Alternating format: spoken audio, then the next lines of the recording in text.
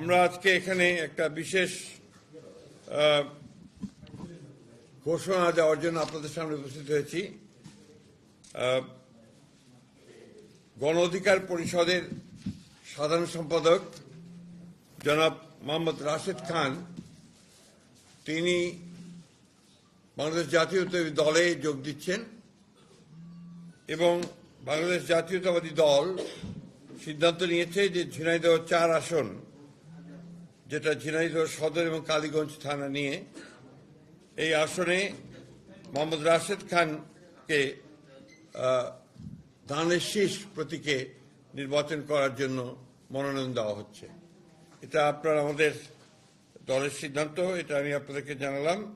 আর সেই সঙ্গে আমি আপনার অনুরোধ করব, এই ঝিনাইদহ ও কালীগঞ্জ, ঝিনাইদহ সদর ও কালীগঞ্জ অর্থাৎ ঝিনাইদহ 4 আসনের বিএনপির সকল নেতাকর্মীকে মোহাম্মদ রাশেদ খানের সঙ্গে কাজ করার জন্য এবং তাকে বিজয়ী করার জন্য সর্বশক্তি দিয়ে কাজ করার জন্য।